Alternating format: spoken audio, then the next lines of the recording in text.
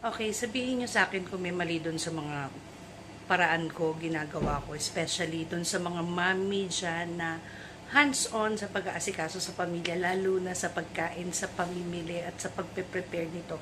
If may mali ako or meron kayo idea para mas mapadali ito, turuan niyo naman ako. Dahil maganda na yung panahon, medyo may araw pero may pagka mahangin pa. So, nakapamalengke po tayo. Po kapag ka namalengke, sobrang bilis. Like, hindi ako tumatagal ng 2 oras kasi alam ko na kung saan ako pupunta. Alam ko na kung nasan yung pwesto ng mga suki ko. Tapos naman, kapag kadating ko na sa bahay, yung kulang 2 oras sa pamamalengke ko, ang katampas po nun sa pag-aayos lang nun sa rep at sa pagpe-prepare lang nun, halos umaabot ako na maghapon. Yes, maghapon na nag-aayos ng pinamalengke, parang imposible, hindi ba? Pero tingnan nyo po and i-comment nyo na lang sa akin kung ano yung mga paraan para mas mapabilis ako or kung tama ba yung ginagawa ko. So, 6 na kilo lahat ng baboy na pina-shop ko ng maliliit. So, 2 kilo, 2 kilo, 2 kilo. So, let's see kung ano yung pwede natin gawin dyan. Pero ito, stock muna natin to sa ref para kung ano yung maisip nating iluto. Ito naman, nakapaggawa na ako ng giniling. Gagawin natin yan lumpia later. Pang lumpiang Shanghai later yan. So, para magtitimplahin ko na lang.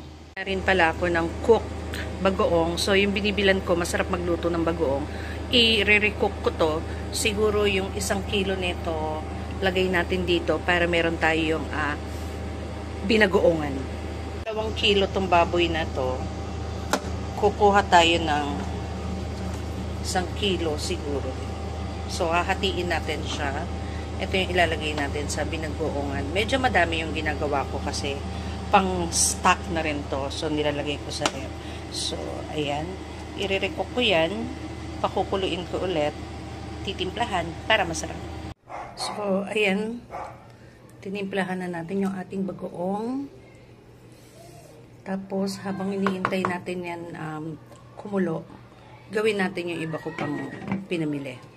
Mga baboy natin, lagay na natin sa freezer. Sana magkasya lahat ng pinamili natin dyan sa... So, maglalagay talaga ako ng papel dyan para kapag hindi kumakatas ang baboy. So, namili rin tayo ng mga isda pang sinabaw. So, sa ilalim banda ng freezer natin yan ilalagay. So, repack na yan. Ayan. And, paborito ng lahat, ang salmon belly. Ayan. So, dito siya sa mga pinakababa ko nilalagay para kapag kumakatas siya, madali kong malilinis. And, bakit ayaw kong manisara? So, ayan. Plastic labo ko lang nilalagay yung mga pagkain. Kasi practically, mas nakakasave sa space pagka ganon, kesa dun sa container. Ang nilalagay ko na food dun sa container is yung mga minamarinate ko. Gusto ko din kasi pagkatapos tapon na lang ako ng tapon. Oo, sa basura. Sinsegregate naman namin yung plastic dun sa mga papel-papel. Ito naman, 2 kilo yan ng pork chop. Walang buto. So, iyan, imamarinate natin yan para madaling lutuin ng mga bata kapag gusto nila magbaon or kapag simpleng nagutom lang sila. So, ayan, na-marinate na natin. So, ayan, nakadalawang container tayo. Lalagay na lang natin sa freezer yan. Next natin tong liempo. 4 na kilo ng liempo yan. So, ganun din yung gagawin natin. Imamarinate yung iba, tapos yung iba ibubukod para kung ano yung maisip kong luto sa liempo.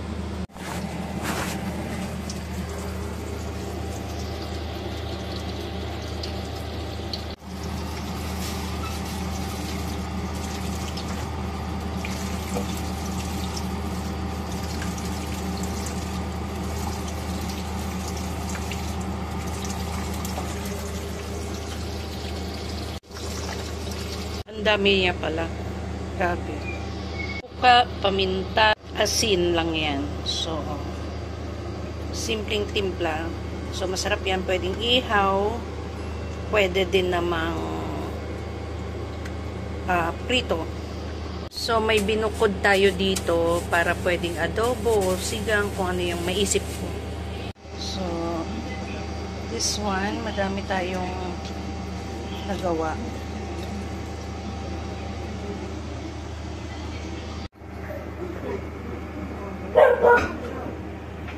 Ito naman ngayon, beef. So, pinatapak ko siya ng maliliit. So, literal, gagawin natin siyang tapa para pwede pang breakfast and then pwede pang halo sa rice mix. Mahilig kami magsinangag na nilalagyan namin ng karne. So, para dun to. So, dahil napagod ako, nagawa ako ng pakwan juice. I-blender ko. Magbe-break muna ako! Ayan, papahinga lang ako.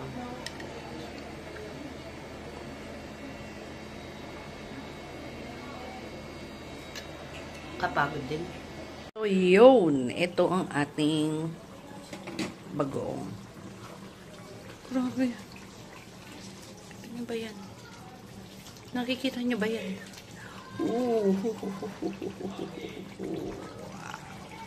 Pero, tingnan natin kung yung taba ng baboy is sobrang lambot. Kasi yun ang masarap dyan. Sobrang malambot yung taba. Hindi pa masyadong ganon ka sobrang lambot yung taba, kaya lutuin pa natin siya. And patuyuan na rin natin. Oh, ayan na. Oh, grabe. Oh, grabe. Shucks. Sarap nito, guys. Ang dami nang ginawa ko kasi para stock na rin namin yan. Panalo.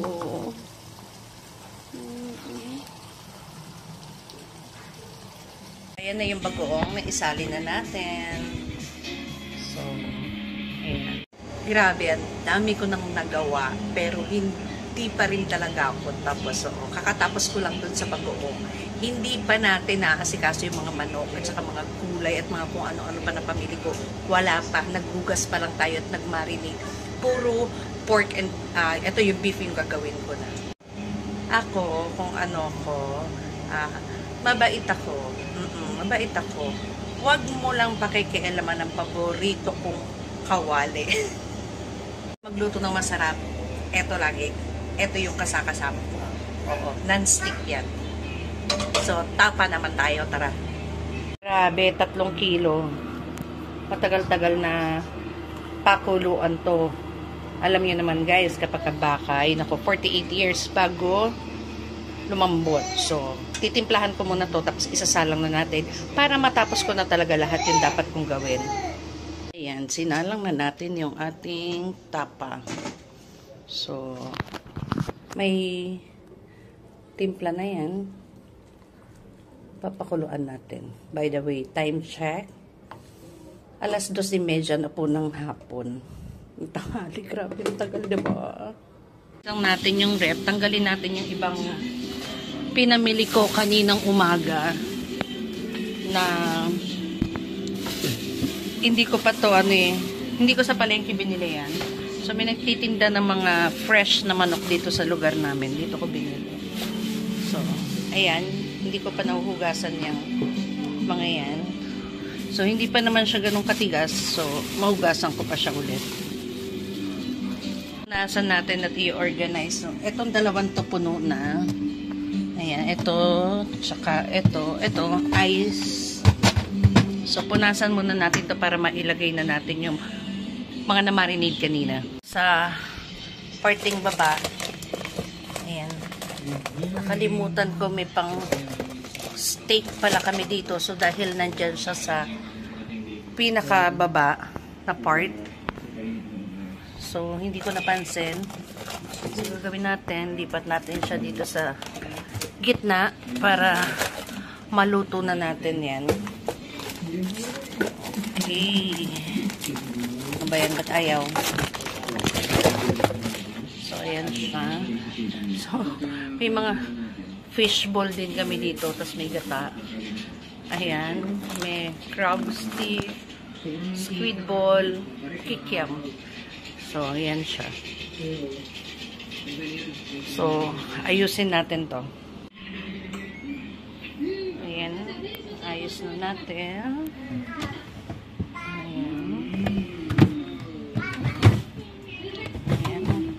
So, may space pa tayo dito sa baba. So, dito yung mga chicken. So, ayan yung ginawa natin kanina.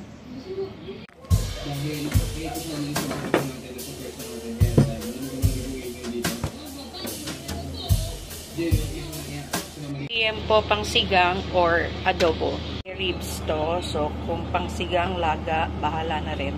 Pork ulit, laman. So, finally, natapos na tayo sa pork. And, so, nilagyan ko talaga sila ng ng nameplate para hindi ako mahirapan sa paghanap sa freezer. So, ayan, chicken. Yan na lang yung asikasuhin natin. 1, 2, 3, 4, 5. So, lilipin lang natin kung paano luto yung gagawin natin dyan. So, ayan, we're almost done na. Ayan na yung chicken natin. 1, 2, 3, 4, 5. So, madami-dami luto yan. Hindi ko alam kung saan ko siya ilalagay. Puno na kasi yan. Ito isda naman kasi ito.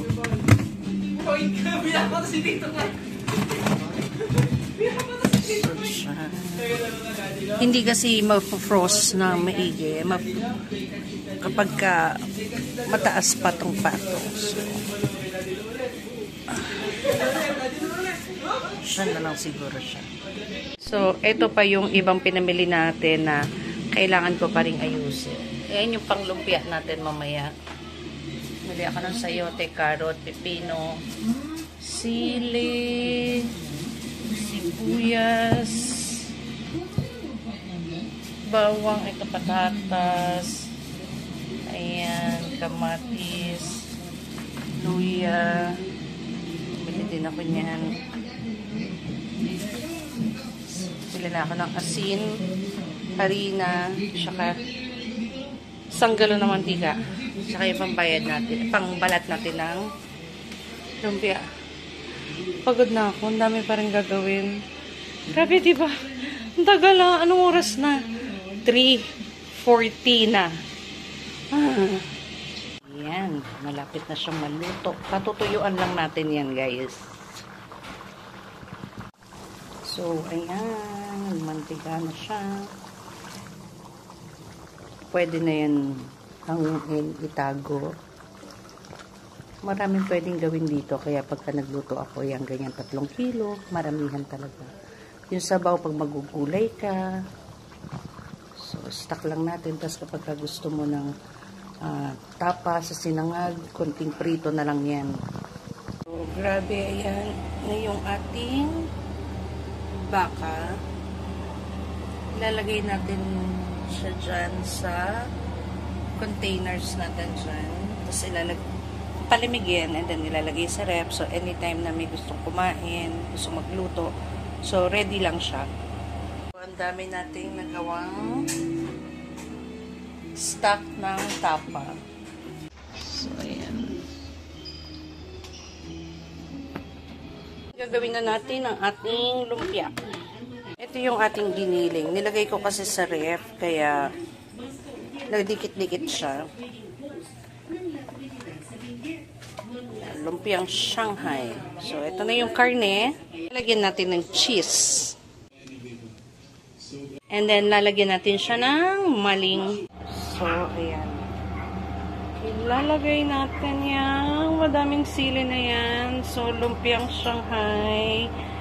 Dynamite. Grabe yan. Hahaluin natin. Pero maghuhugas muna tayo ng kamay. Ng eggs.